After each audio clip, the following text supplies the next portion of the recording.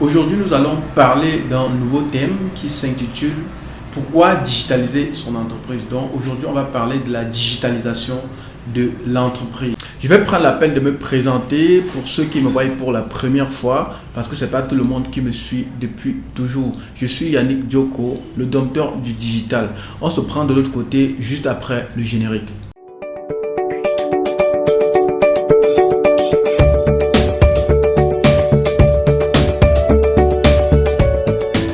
Dans une précédente vidéo, je disais, beaucoup de personnes se disent, bon, le digital là, c'est pas pour nous, c'est pour les jeunes et autres.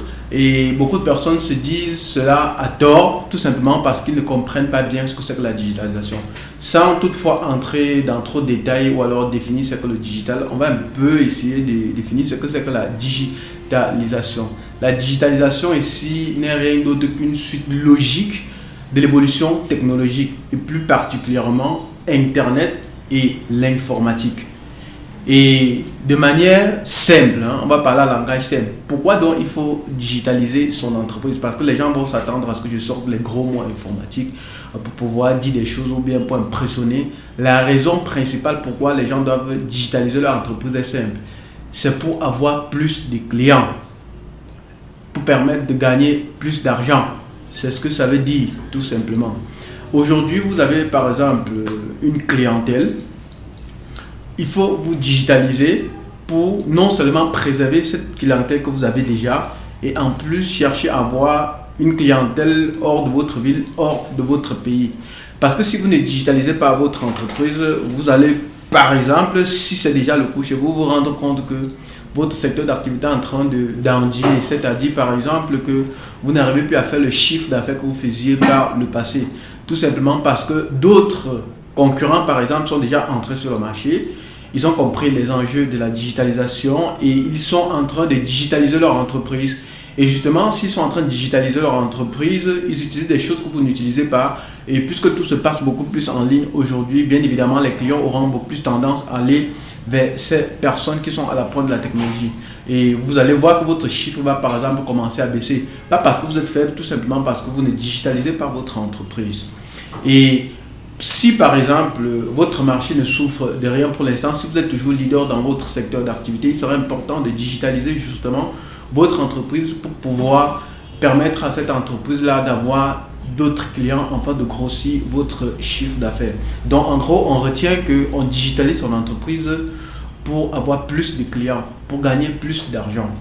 Cependant, je vais attirer votre attention sur quelque chose. Certaines personnes aiment tellement gagner de l'argent qu'ils oublient l'essentiel. Gagner de l'argent en digitalisant son entreprise veut dire dans un premier temps que vous devez comprendre les enjeux de la digitalisation. Oui, c'est important. Parce qu'il y a des gens parfois qui entendent que quelqu'un acheter un téléphone, lui peut acheter un téléphone plus gros juste pour frimer, juste pour qu'on voit qu'il a aussi un gros téléphone ou alors qu'il a un gros laptop et autres. Ce n'est pas ça l'objectif. Donc, il faut comprendre les enjeux de cette digitalisation-là pour savoir où vous êtes en train d'aller. Une fois que vous avez compris cet enjeu de la digitalisation, vous devez comprendre que pour bien digitaliser votre entreprise, vous, en tant que manager, vous devez d'abord vous former et par la suite, vous devez former les membres de votre équipe.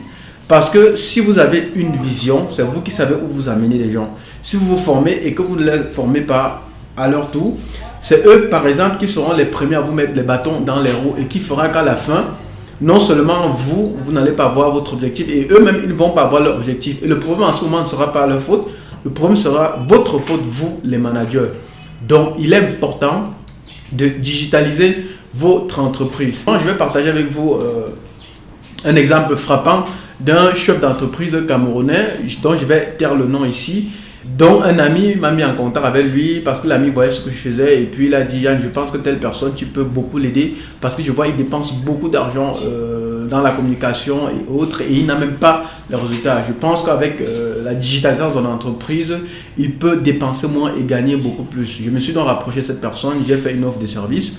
La personne était enthousiaste, mais ce qui a tué ou alors fait en sorte que nous n'allions pas loin avec cette personne, c'est que la personne refusait de comprendre les enjeux du digital. Cette personne était tellement réfractaire, préférait rester dans son environnement, faire les choses que comme par le passé.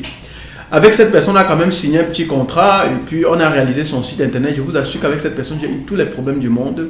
Cette personne utilisait un navigateur, par exemple, qui était obsolète pour regarder le site qu'on avait déjà mis en ligne, qui était plutôt intéressant. Ce qui fait que si les informaticiens, si vous connaissez, si vous utilisez par exemple Internet Explorer, une ancienne version, sur votre téléphone ou bien sur votre machine et vous ouvrez par exemple un site internet, ça va déformer le site internet, ça va faire que le site ne soit plus vraiment ce qu'il était. Donc pendant presque 2 mois, le chef d'entreprise m'a boudé, il ne voulait pas finir l'argent qu'il était censé me donner. Je ne comprenais pas pourquoi il faisait ça, il n'était pas ouvert. Je suis allé chez lui tellement de fois, il ne faisait que me tourner, que pour finir, je me suis retourné vers la personne qui m'avait branché avec lui pour dire, vraiment cette personne, je ne comprends plus trop.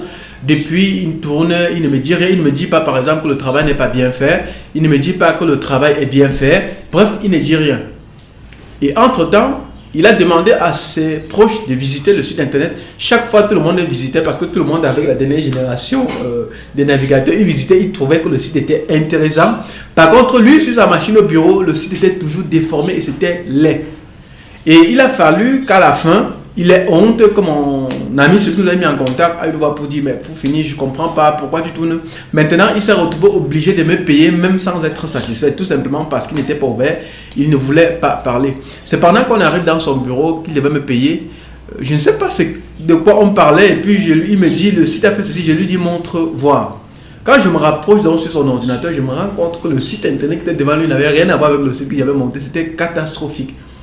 Et du coup, je lui ai dit que c'était son navigateur.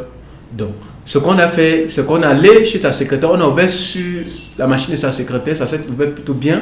On est revenu sur lui, on a désinstallé son navigateur, on a installé un navigateur de dernière génération et lui-même il était content. Ce jour-là, il m'a même payé le taxi en plus de ce qu'il me devait. Donc voilà un exemple simple de la digitalisation d'entreprise. Donc ne pas connaître l'enjeu, ne pas être ouvert, parce que si vous ne vous formez pas, et la principale difficulté que ce chef d'entreprise rencontre, c'est parce qu'il ne s'est pas formé et il a peur. Ça, ce n'est que un des exemples que j'ai pris, parce que par la suite, on avait même créé même ces pages sur la toile, mais je peux vous assurer que ce partenariat n'était allé nulle part, parce que ce chef d'entreprise, il a tellement peur qu'on vole son business.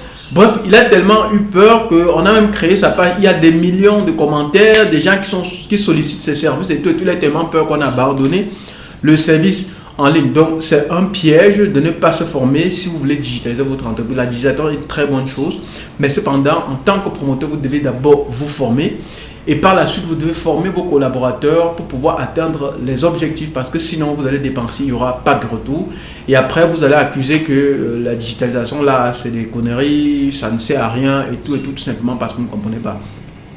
Et ce que je peux ajouter à ceci, c'est qu'en digitalisant votre entreprise, vous êtes à la pointe de la technologie. Donc, vous saurez connecter vos clients un peu partout dans le monde. Quelqu'un qui est en Chine, en France, bref, n'importe où, s'il est intéressé par votre service, il peut vous contacter parce que vous avez un site internet, vous êtes présent sur la toile. Bref, vous utilisez les bons outils pour vous positionner.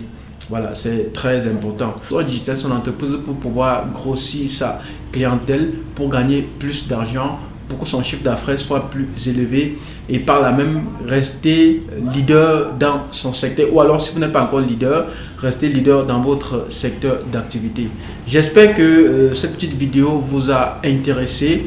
Avant qu'on ne se sépare, je vous invite à liker la publication, à cliquer sur le bouton abonner ainsi que sur la cloche de notification pour toujours recevoir en exclusivité toutes les vidéos qu'on va publier. Cependant, nous restons ouverts, on n'a pas le monopole du savoir. Si pendant cette vidéo vous n'avez pas compris quelque chose, n'hésitez pas à laisser votre préoccupation en commentaire et on pourra revenir de manière spécifique sur votre préoccupation.